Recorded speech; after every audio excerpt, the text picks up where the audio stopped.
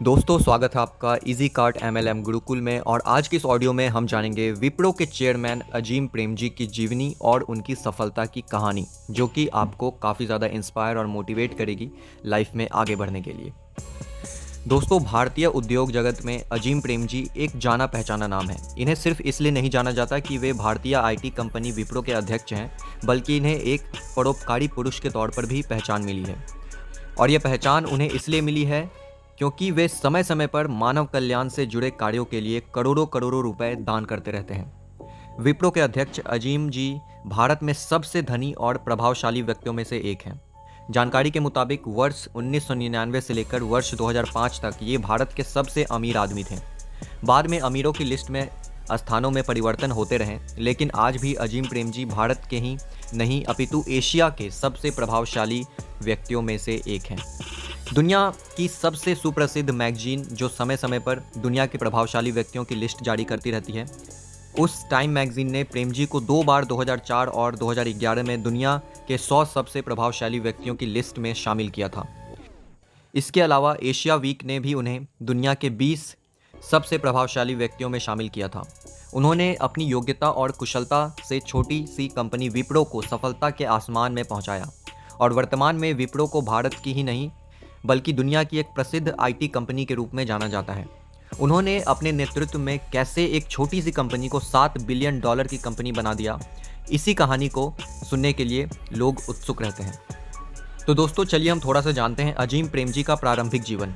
तेल साबुन का व्यवसाय करने वाली कंपनी को एक प्रसिद्ध आईटी कंपनी बनाने वाले अजीम प्रेमजी का जन्म ब्रिटिश इंडिया में बॉम्बे प्रेसिडेंसी, जिसे अब मुंबई कहा जाता है, में 24 जुलाई 1945 को हुआ था। हालांकि उनके पूर्वज गुजरात राज्य में स्थित कच्छ के निवासी थे।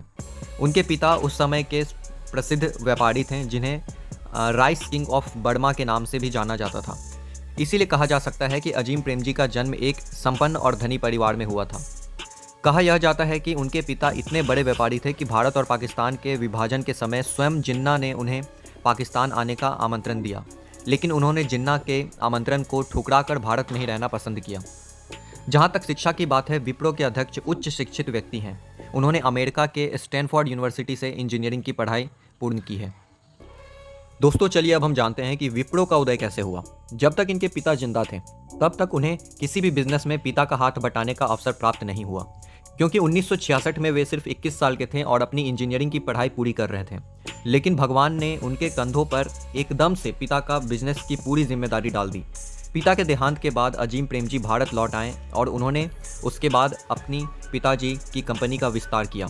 और जहां पहले उनकी कंपनी को सिर्फ वनस्पति तेल और साबुन के लिए जाना जाता था, अब उन्होंने बेकरी उत्पाद, टॉयलेट संबंधी उत्पाद, बालों की देखभाल संबंधी उत्पाद, बच्चों की देखभाल संबंधी उत्पादों को अपनी कंपनी का हिस्सा बनाया। वर्ष 1977 तक अजीम प्रेमजी ने अपने कार्यकुशलता और दूरदृष्टि से अपने व्यवसाय को काफ़ी आगे बढ़ा दिया और अब उनका व्यवसाय काफ़ी फैल चुका था। 1980 के दशक में जब दुनिया की एक बहुत बड़ी कंपनी IBM भारत से अपना कारोबार समेट कर निकल रही थी, अजीम को तब इस क्षेत्र में एक नया अवसर दिखाई दे रहा था। जब दुनिया में कंप्यूटर और उससे जुड़े उपकरणों का विकास हो रहा था, तो उस समय अजीम प्रेमजी ने भारत में भी IT आवश्यकताओं को समझा और अपनी कंपनी का नाम बदलकर विप्रो कर दिया। उसके बाद उन्होंने टेक्नोलॉजी के क्षेत्र में जाने की योजना बनाई और एक अमेरिकी कंपनी सेंटिनेल कंप्यूटर के साथ करार किया और माइक्रो कंप्यूटर बनाने के व्यापार में लग गए। लेकिन कुछ समय बाद उनकी इस कंपनी ने अपने हार्डवेयर को सपोर्ट करने वाले सॉफ्टवेयर बनाना भी शुरू कर दिया और इस तरह से उन्होंने एक साबुन बनाने वाली कंपनी को सॉफ्टवेयर कंपनी में तब्दील कर दिया। दोस्तों, आइए हम बात करते हैं कुछ अवार्ड और रिवॉर्ड्स की जो अजीम प्रेमजी को मिले हैं। अजीम प्रेमजी को विप्रो को तेजी के साथ आगे बढ़ाने वाली कंपनी बनाने के लिए बिजनेस वीक द्वारा दुनिया के महानतम उद्यमियों में से एक उद्यमी के तौर पर मान्यता प्रदान की गई है। Manipal Academy of Higher Education द्वारा उन्हें वर्ष 2000 में डॉक्टरेट की मानद उपाधि से सम्मानित किया गया। मुंबई में स्थित national institute of industrial engineering द्वारा लक्ष्य बिजनेस विजनरी अवार्ड से सम्मानित किया गया। दोस्तों, और भी कई सारे ऐसे अवार्ड्स हैं जो उन्हें मिले हुए हैं।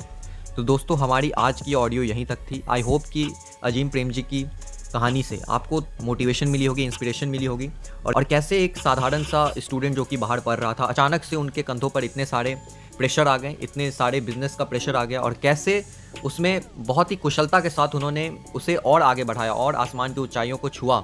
ये बिल्कुल काबिले तारीफ़ है, जिससे कि हमें ज़रूर प्रेरणा लेनी चाहिए। तो दोस्तों, हमारी आज की ऑडियो यहीं तक थी। हम जल्द मिलेंगे कल एक नए ऑडियो के साथ। तब तक अपना ध्यान रखें। जय हिंद, जय इजी काट।